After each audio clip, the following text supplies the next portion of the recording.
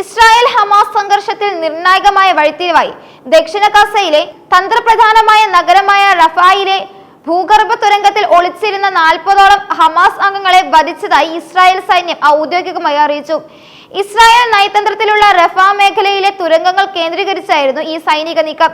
കൊല്ലപ്പെട്ടവരിൽ ഹമാസിന്റെ 3 പ്രാദേശിക കമാൻഡർമാരും ഹമാസിന്റെ പ്രവാസി നേതാക്കളിൽ ഒരാളായ ഗാസി ഹമാദിന്റെ മകനും ഉൾപ്പെടുന്നു എന്നത് ഈ ആക്രമണത്തിന്റെ പ്രാധാന്യം വർദ്ധിപ്പിക്കുന്നു.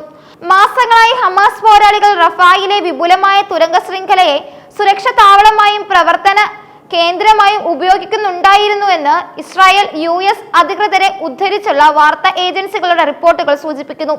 ഏതാണ്ട് 200-ലേറെ ഹമാസ് അംഗങ്ങൾ ഈ തുരങ്കങ്ങളിൽ ഉണ്ടായിരുന്നുവെന്നും റിപ്പോർട്ടുകൾ പറയുന്നുണ്ട്. ഈ തുരങ്ക ശൃംഖല ഇസ്രായേൽ ആക്രമണത്തിൽ നിന്നും രക്ഷപ്പെടാനും ആയുധങ്ങൾ സംരക്ഷിക്കാനും സൈനിക നീക്കങ്ങൾ ഏകോപിപ്പിക്കാനും ഹമാസിനെ സഹായിച്ചു പോന്നു. റഫ നഗരം ഹമാസിന്റെ അവസാനത്തെ പ്രധാന ശക്തി കേന്ദ്രങ്ങളിൽ ഒന്നായി ഇസ്രായേൽ കണക്കാക്കുന്ന ഈ പശ്ചാത്തലത്തിൽ തുരങ്കങ്ങൾ തകർക്കുന്നത് ഇസ്രായേലിന്റെ യുദ്ധലക്ഷ്യങ്ങൾക്ക് പ്രധാനമാണ്. ഈ സംഭവത്തെക്കുറിച്ച് പ്രതികരിക്കാൻ ഹമാസ് വക്താവ് തയ്യാറായില്ല എന്നതും ശ്രദ്ധേയമാണ്. തുരങ്കങ്ങളിൽ എത്ര പേർ കുടുങ്ങിക്കിടക്കുന്നുണ്ടെന്നോ എത്ര പേർ അവശേഷിക്കുന്നുണ്ടെന്നോ ഹമാസ് ഔദ്യോഗികമായി ഒരു സ്ഥിരീകരണവും നൽകിയിട്ടില്ല. യുദ്ധമേഖലകളിലെ നഷ്ടങ്ങൾ സംബന്ധിച്ച വിവരങ്ങൾ പരസ്യപ്പെടുത്തുന്നതിൽ ഹമാസ് പൊതുവെ അതീവ ജാഗ്രത പുലർത്താറുണ്ട്. എന്നാൽ ഇസ്രായേൽ മാധ്യമങ്ങൾ റിപ്പോർട്ട് ചെയ്യുന്നതനുസരിച്ച് തുരങ്കങ്ങളിൽ നിന്ന് പുറത്തു വരാൻ ശ്രമിച്ച ചില ഹമാസ് അംഗങ്ങൾ പിന്നീട് ഇസ്രായേൽ സൈന്യവുമായുള്ള ഏറ്റുമുട്ടലിൽ കൊല്ലപ്പെടുകയോ അല്ലെങ്കിൽ സൈന്യത്തിന് മുന്നിൽ കീഴടങ്ങുകയോ ചെയ്തിട്ടുണ്ട് എന്നാണ് പറയുന്നത്. IDFന്റെ ഈ ഓപ്പറേഷൻ റഫാഹിലെ സൈനിക ഇടപെടലിന്റെ വ്യാപ്തിയും തീവ്രതയും വർദ്ധിപ്പിക്കുന്നു. ഗാസയിലെ മറ്റ് പ്രധാന നഗരങ്ങളായ ഗാസ സിറ്റിയും ഖാൻ യൂനിസിലും ഇസ്രായേൽ സേനയുടെ ശക്തമായ ആക്രമണത്തിന് വിധേയമായപ്പോൾ പലസ്തീനിലെ സാധാരണ പൗരന്മാർ സുരക്ഷിത താവളമായി ആശ്രയിച്ചത് റഫ മേഖലയായിരുന്നു. എന്നാൽ ഹമാസ് തീവ്രവാദികളെ വേരോടെ പിഴുതെറിയുക എന്ന ലക്ഷ്യത്തോടെ റഫായിലും സൈനിക നടപടി അനിവാര്യമാണെന്ന് ഇസ്രായേൽ പ്രഖ്യാപിക്കുകയായിരുന്നു. റഫ അതിർത്തി ഈജിപ്തുമായി പങ്കിടുന്നതിനാൽ സുരക്ഷാപരമായ കൂടുതൽ സങ്കീർണതകൾ ഈ സൈനിക നീക്കത്തിന് ഉണ്ടായിരുന്നു. തുരങ്കങ്ങൾ തകർത്തുകൊണ്ടുള്ള ഇസ്രായേലിന്റെ തന്ത്രം ഹമാസിന് വലിയ തിരിച്ചടിയാണ് നൽകിയിരിക്കുന്നത്. ഗാസയിലെ ജനവാസ കേന്ദ്രങ്ങൾക്കിടയിലും അതിർത്തി പ്രദേശങ്ങളിലും ഹമാസ് നിർമ്മിച്ച ഈ തുരങ്കങ്ങൾ ഇസ്രായേൽ സൈന്യം ഗാസ മെട്രോ എന്നാണ് വിശേഷിപ്പിക്കാറുള്ളത്. ദക്ഷിണ ഗാസയിലെ ഈ ഭൂഗർഭ ശൃംഖല ഹമാസിന്റെ നേതൃത്വത്തിന് ഒളിവിൽ കഴിയാനും ബന്ദികളെ പാർപ്പിക്കാനും ഗാസ മുനമ്പിന്റെ വിവിധ ഭാഗങ്ങളിലേക്ക് പോരാളികളെയും ആയുധങ്ങളെയും രഹസ്യമായി എത്തിക്കാനും സഹായിച്ചിരുന്നു. ഈ തുരങ്കങ്ങളിൽ ഇസ്രായേലിന്റെ ശക്തമായ സൈനിക സാങ്കേതിക ഇടപെടൽ നടക്കുന്ന പശ്ചാത്തലത്തിൽ ഹമാസിന്റെ തന്ത്രപരമായ ശേഷി വലിയ വെല്ലുവിളിയാണ് നേരിടുന്നത്. ഈ ആക്രമണത്തിൽ കൊല്ലപ്പെട്ട ഹമാസ് കമാൻഡർമാരെ കുറിച്ചും ഗാസി ഹമാദിന്റെ മകനെ കുറിച്ചുമുള്ള വിവരങ്ങൾ ഇസ്രായേൽ പുറത്തുവിട്ടത് ഹമാസിന്റെ നേതൃത്വ നിരക്ക് നേരിട്ട് നഷ്ടത്തിന്റെ ആഴം വർദ്ധിപ്പിക്കുന്നു. ഹമാസിന്റെ സുപ്രധാനമായ നേതാക്കളെ ലക്ഷ്യമിട്ടുള്ള ഇസ്രായേലിന്റെ കൃത്യമായ നീക്കങ്ങളുടെ ഭാഗമാണ് ഈ ആക്രമണം കണക്കാക്കപ്പെടുന്നത്. റഫായിലെ സൈനിക നടപടി അന്താരാഷ്ട്ര തലത്തിൽ വലിയ വിമർശനങ്ങൾക്കും ആശങ്കകൾക്കും വഴിവെച്ചിരുന്നു.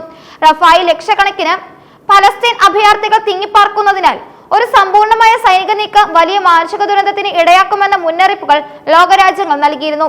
എന്നാൽ ഈ മുന്നറിയിപ്പുകൾക്കിടയിലും തങ്ങളുടെ സുരക്ഷയ്ക്ക് ഹമാസിനെ പൂർണ്ണമായി ഇല്ലാതാക്കേണ്ടത് അത്യാവശ്യമാണെന്ന നിലപാടിലാണ് ഇസ്രായേൽ ഉറച്ചു നിൽക്കുന്നത്. റഫായിലെ തുരങ്കങ്ങളിൽ കുടുങ്ങിക്കിടക്കുന്ന പോരാളികളുടെ കൂട്ടത്തിൽ ഹമാസിന്റെ പ്രവാസി നേതാക്കളുടെ കുടുംബാംഗങ്ങൾ ഉൾപ്പെടുന്നു എന്നത് സംഘർഷത്തിന്റെ വ്യക്തിഗത മാനങ്ങൾ വർദ്ധിപ്പിക്കുന്നു. ദോഹയിലും മറ്റ് രാജ്യങ്ങളിലുമായി കഴിയുന്ന ഹമാസ് രാഷ്ട്രീയ നേതൃത്വമാണ് യുദ്ധത്തിന്റെ നയതന്ത്രപരവും സാമ്പത്തികവുമായ കാര്യങ്ങൾ ഏകോപിപ്പിക്കുന്നത്. ഈ നേതാക്കളുമായി ബന്ധമുള്ളവർ യുദ്ധമുഖത്ത് കൊല്ലപ്പെടുന്നത് ഹമാസിന്റെ മൊത്തത്തിലുള്ള മനോവീര്യത്തെ ബാധിക്കാനും സാധ്യതയുണ്ട്. അതേസമയം ഇസ്രായേലിന്റെ ഈ നീക്കങ്ങൾ ഗാസ മുനമ്പിലെ ബന്ദി വിഷയത്തെ എങ്ങനെ ബാധിക്കുമെന്ന ആശങ്കയും നിലനിൽക്കുന്നു. റഫായിലെ തുരങ്കങ്ങളിൽ അവശേഷിക്കുന്ന ഹമാസ് പോരാളികളെ ഉന്നമിട്ടുള്ള നീക്കങ്ങൾ അവിടെ നിലവിൽ കഴിയുന്ന ബന്ദികളുടെ സുരക്ഷയ്ക്ക് ഭീഷണിയാകാനും സാധ്യതയുണ്ട്. ഈ സാഹചര്യം ഹമാസും ഇസ്രായേലും തമ്മിലുള്ള ബന്ദിവിനിമയ ചർച്ചകളെ കൂടുതൽ സങ്കീർണമായേക്കാം. റഫായിൽ തുരങ്കങ്ങൾ തകർത്തതിലൂടെ ഹമാസിന്റെ പ്രതിരോധ ശേഷിയിൽ വലിയ വിള്ളലാണ് ഇസ്രായേൽ സൃഷ്ടിച്ചിരിക്കുന്നത്.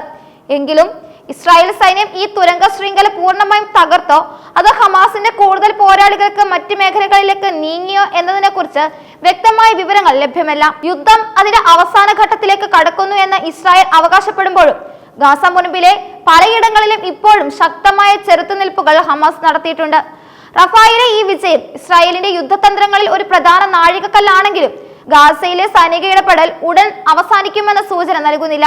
മാനുഷിക സഹായങ്ങളുടെ വിതരണം, സാധാരണക്കാരുടെ പലായനം, റഫായിലെ അടിസ്ഥാന സൗകര്യങ്ങളുടെ നാശം തുടങ്ങിയ പ്രശ്നങ്ങൾ ഇപ്പോഴും പരിഹരിക്കപ്പെടാതെ നിലനിൽക്കുന്ന ഒരു സങ്കീർണമായ യുദ്ധഭൂമിയാണ് ഗാസ മുനമ്പ്. ഇസ്രായേലിന്റെ ഭാവി നീക്കങ്ങൾ ഹൈക്കോടതിയുടെ തീരുമാനങ്ങളെയും അന്താരാഷ്ട്ര സമൂഹത്തിന്റെ ഇടപെടലുകളെയും ആശ്രയിച്ചിരിക്കും. ഹമാസിന്റെ രാഷ്ട്രീയവും സൈനികവുമായ അടിത്തറ ഇളക്കാൻ ലക്ഷ്യമിട്ടുള്ള ഇസ്രായേൽ സൈന്യത്തിന്റെ ഈ നീക്കം മേഖലയിലെ സുരക്ഷാ സാഹചര്യങ്ങൾ കൂടുതൽ പ്രവചനാതീതമാക്കുന്ന ഒന്നാണ്. ഈ ആക്രമണത്തിന്റെ പശ്ചാത്തലത്തിൽ ഇസ്രായേൽ ഹമാസ് സംഘർഷത്തിൽ ഇനി എന്ത് സംഭവിക്കുമെന്ന ആകാംക്ഷയിലാണ് ലോകരാജ്യങ്ങൾ.